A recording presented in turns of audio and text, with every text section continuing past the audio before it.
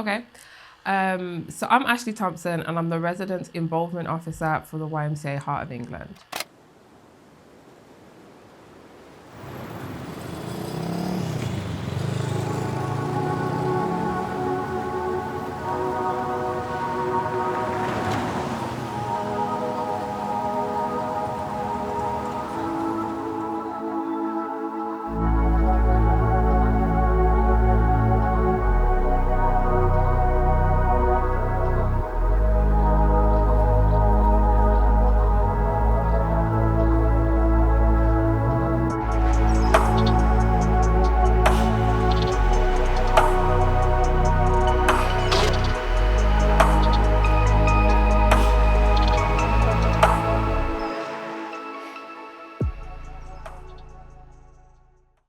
So who is Ashleigh? As I said, I find this a very, very difficult question to answer, but I would say I am creative, understanding, driven, and empathetic. They're the words that I'd use. Based on my experiences in life and my experiences here, I've managed to get to a place where I feel like I'm a well-rounded person, much more stable, much more understanding to other people's journeys due to this. So I became a resident of the YMCA 2012. That was just due to constant clashing with my mum, a little bit of a breakdown in our relationship, but it was just kind of the best way to kind of go for both of us. So at the age of 16, I moved into the YMCA, and from there I've always lived alone. So for the last 12 years or so. So as my time as a resident, I learned that even though all the young people have kind of put in the same area, in the same living space, that everybody had different journeys. So as much as mine was down to a family, like a breakdown between mine and my mother's relationship, a lot of other people were here because they were care leavers or they had other issues. So I realized that even though we are young people, all young people together, we all do have different struggles, and it was kind of nice to get to know everybody's journey. So that's the main thing that I learned from the YMCA while I was here. So I would say that the life coaches helped me evolve and get to where I needed to by teaching me the skills of independence, money management, even cooking skills, which I later went on to develop further. They also helped me emotionally with support. Whereas mine and my mum's relationship was, I'd say quite fragile at that time, I had them to kind of rely on to speak to about any issues I had, and they always approached me in a very warm and friendly way, very empathetic. So they definitely helped me evolve both emotionally, socially, economically whilst at the YMCA. But I'd also say the residents played a very, very big part in me understanding my journey and being grateful for the things that I had around me. So that helped me with my kind of spiritual, mental evolving.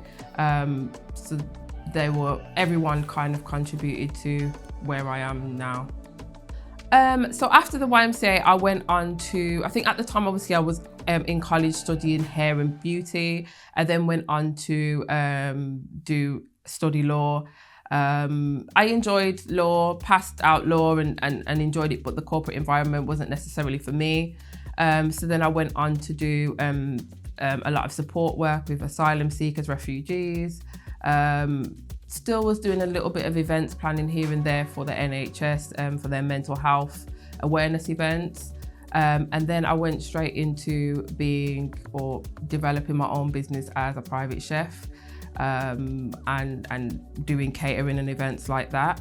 Yeah, I think that's it. Okay, so to be back here as a member of staff felt quite weird at first, because a lot of the life coaches that were there when I was here are still currently here. So the dynamic felt a little bit different, a little bit like almost working with a teacher or something.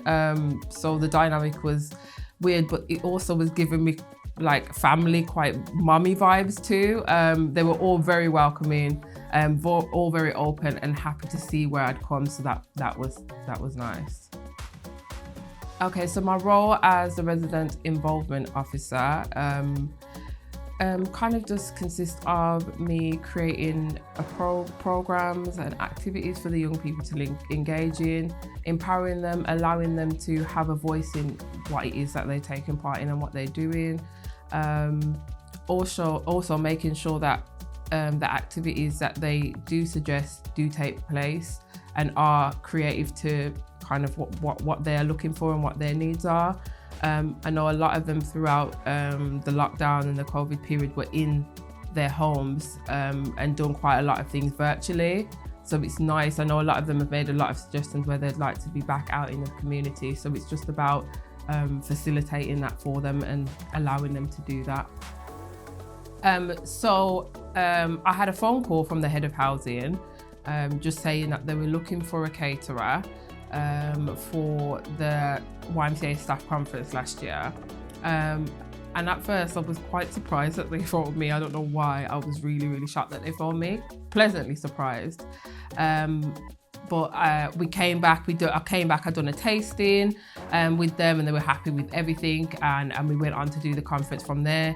They called me back for the catering, and from there they was explaining what they wanted and what they wanted for the young people, and that they wanted to engage more with the young people. So from there we kind of was throwing ideas back and forth, what it is that I could come here and do. And then from there was a vacancy available. And I thought, based on the values of the YMCA and what they have done for me, through my journey, and what I know I would like to offer to young people and the skills that I have that I'd like to offer to young people, I just thought it was the perfect role for me. So after applying, going through the interview stage and getting the job, I was just so excited to be back, so excited to work with the young people. I feel like the relevance of my role now is probably more pertinent than it would have been previously, based on the fact that the cost of living really does limit these young people to how much they are able to do, how much able they are, they are to facilitate certain things themselves. So putting on these activities will probably be, and these programs will probably be the most engagement that these young people can have at this current time. So I just think it's important that we are tailoring everything to what they want and what they need. I know we still have needs for our business and values for our business, but ensuring that the programs and stuff are tailored to the young people is absolutely vital. And also with the elements of, I know a lot of young people have discussed about the cost of food and stuff like that. And I am very big on food and well-being and ensuring that we still have quality food, even if we are a little bit tighter when it comes to the budget and stuff. So I think the main things are ensuring that they still have a very good quality of life, even in this crisis. So a lot of them have been in their homes due to lockdown, due to the pandemic and stuff. So they have spoken about a sense of togetherness, wanting to get out to do more things rather than doing things in their in their flats, in their own accommodation. They would much rather do things as a community. And that's even with the other residents that live here.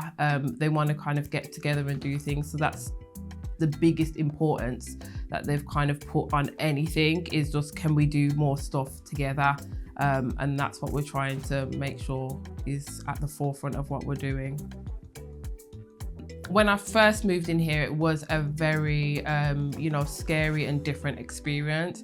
You kind of feel like, okay, you've got your freedom, and you can spend time with your friends and stuff, and you do have your independence, but you still sometimes can feel quite isolated and alone. How I relate to that is, when I first started, I did get involved a lot with the activities just so I could make some friends on site. And I feel like within this role now, it's my job essentially to make them feel that they are involved and that they can come and speak to any of the staff if they need to, and they can make friends if they need to.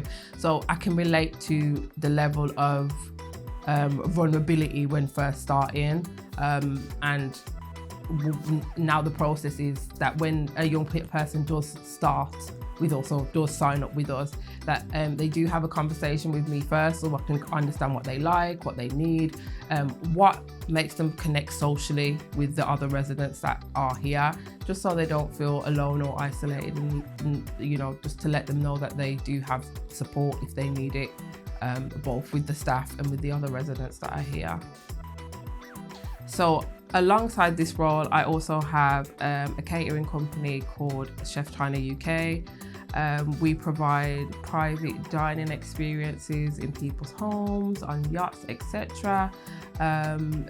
For occasions such as like baby showers, anniversaries, birthdays, etc. This business itself was started from the fact that I absolutely have a great love for food. I always have done. Previously, I was 24 stones, quite large, and also had very, very low confidence, low self-esteem, high anxiety. From me developing the business and me understanding food better and the science behind food, I was able to lose around 14 stones. Which then in turn increased my confidence, increased my self-esteem. And from there, I was able to, what I believe, develop myself and both the business to lengths that I am happy with today, which I don't believe if I was of that size and had those same confidence levels that I would be able to do that. So that's a very, very proud achievement for me.